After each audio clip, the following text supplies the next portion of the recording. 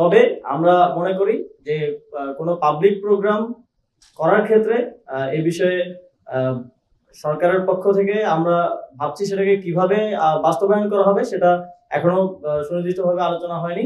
তবে আমরা এটাকে অবশ্যই নিরুৎসাহিত করব। সম্পূর্ণভাবে বিচার করার জন্য আপনারা জানেন সরকার ইতিমধ্যেই ব্যবস্থা নিয়েছে, আইন মন্ত্রণালয় এটা নিয়ে কাজ করছে। মানবতা বিরোধী অপরাধের হিসেবে তাদের বিচার নিশ্চিত করা হবে। আজকের সবচেয়ে গুরুত্বপূর্ণ যে সিদ্ধান্তটি হয়েছে সেটি হচ্ছে আমাদের যে গণভবন আছে, এই গণভবন কখনোই আসলে এর যে নাম গণভবন, গণর ভবন হয়ে উঠতে পারেনি। তাই এই গণভবনকে যেহেতু এদেশের মানুষ ছাত্র জনতা একটা অভ্যুত্থানের মাধ্যমে জয় করেছে, এটিকে জনগণের জন্য উন্মুক্ত করে দেওয়া হবে এবং এই জুলাই গণ অভ্যুত্থানের স্মৃতিকে, শহীদদের স্মৃতি এবং বিগত ফ্যাসিবাদী সরকারের আমলে যত অন্যায় অবিচার হয়েছে সবকিছুর স্মৃতি সংরক্ষণ করার জন্য গণভবনকে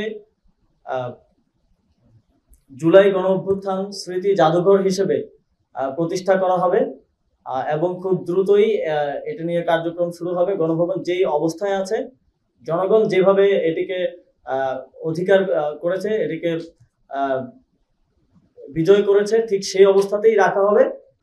ভাবেই যেই ফ্যাসিবাদী পরাজিত শক্তি তাদেরকে পুনর্বাসন করার মতো বিভিন্ন কর্মসূচিও আমরা কিছু কিছু জায়গায় দেখতে পেয়েছি। এই বিষয়টি অবশ্যই, যেহেতু আমরা ছাত্র জনতার অভ্যুত্থানের ভিত্তিতে গঠিত একটি সরকার, আমরা মনে করি বিচারের আগ পর্যন্ত, সম্পূর্ণ বিচার নিশ্চিত না হওয়া পর্যন্ত ফ্যাসিবাদীদের পুনর্বাসনের আর কোনো সুযোগ নেই। বিচার না হওয়া পর্যন্ত তারা রাজনীতি করতে পারবে কি পারবে না এই প্রশ্নটা আমরা জনগণের কাছে ছেড়েছি। এর মধ্যে ভেতরে আমরা একটি জাদুঘর প্রতিষ্ঠা করব যাতে এই অভ্যুত্থানের স্মৃতি সংরক্ষিত থাকে। এ বিষয়ে আজকের উপদেষ্টা সময়ের যে অত্যাচারের যে স্মৃতি এবং আমাদের শহীদদের স্মৃতি কিভাবে সংরক্ষিত করে একটি সুন্দর জাদুঘর করা যায় এ বিষয়ে খুব দ্রুত দৃশ্যমান পদক্ষেপ নেওয়া হবে এবং গণপূর্ত মন্ত্রণালয় এবং পররাষ্ট্র মন্ত্রণালয় যৌথভাবে এই কাজটি সম্পন্ন করবে। এই প্রশ্নটা দেশের জনগণ ডিসাইড করবে। যেহেতু একটি গণহত্যা আওয়ামী লীগ ঘটিয়েছে এদেশে, সেই গণহত্যার দায় নিয়ে তারা কিভাবে ফিরবে বা তাদেরকে ফিরতে দেওয়া হবে কিনা এটা জনগণ ডিসাইড করবে। এটা জনগণের সিদ্ধান্ত।